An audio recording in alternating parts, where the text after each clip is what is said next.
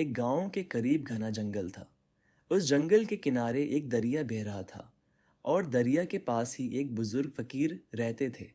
بزرگ کی زندگی بہت سادگی والی تھی۔ ان کے پاس نہ سونا تھا، نہ چاندی، نہ ہی کوئی دولت، بس اللہ کا ذکر اور قناعت کا سکون تھا۔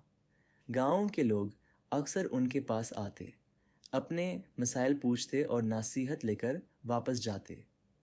اسی جنگل میں ایک بڑا کالا سانپ رہتا تھا۔ یہ سانپ عام سانپ جیسا نہیں تھا، بلکہ بہت ہی لالچی تھا۔ اس کا پیٹ کبھی نہیں بھرتا تھا۔ وہ جو چیز دیکھتا، چاہے کھانا ہو یا سونا، سب کچھ اپنے بل میں کھینچ لے جاتا۔ مگر سب سے بری بات یہ تھی کہ وہ انسانوں کو بھی دستا تھا۔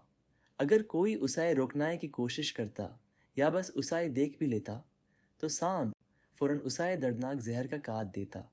پہلے پہلے گاؤں کے لوگوں نے سوچا کہ شاید سانپ بس اپنی حفاظت میں دستا ہے، مگر وقت کے ساتھ اس کی عادت خطرناک ہوتی گئی۔ اب وہ رات کو چپکے سے گاؤں میں گھس آتا، لوگوں کے گھروں کے بارے میں گھسک جاتا، ان کا کھانا اور اناج لے جاتا۔ اگر کوئی اٹھ کر آواز دیتا تو سانپ غصے میں آ کر فوراً کاٹ لیتا۔ کچھ ہی عرصے میں گاؤں والے بہت پریشان ہو گئے۔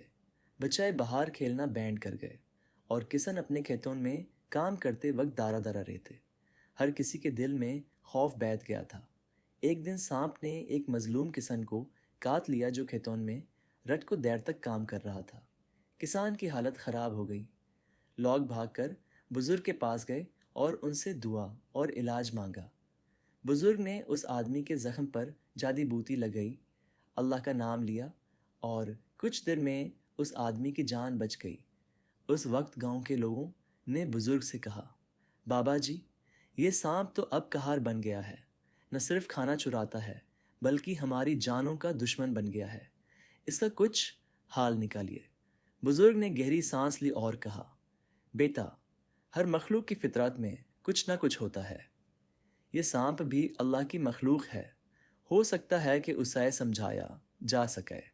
اگر وہ نہ سمجھا تو اللہ بہترین فیصلہ کرے گا۔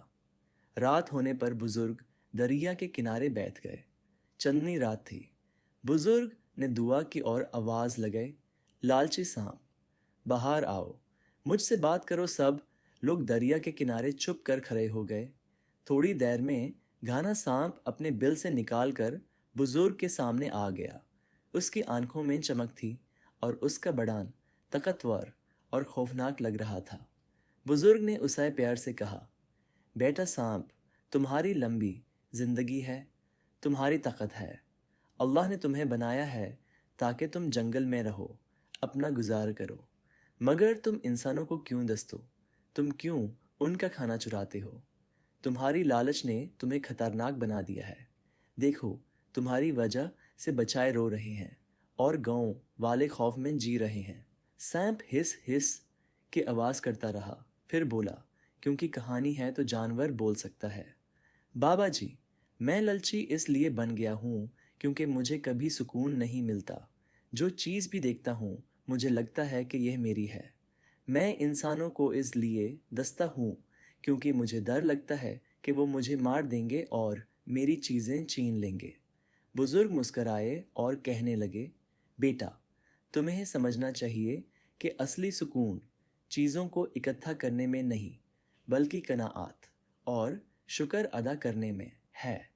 تم جتنا بھی اکٹھا کر لو گے، تمہارا دل کبھی نہیں بھرے گا، اور انسانوں کو دسنا تمہاری لالچ کو اور بھی زہریلا بناتا ہے۔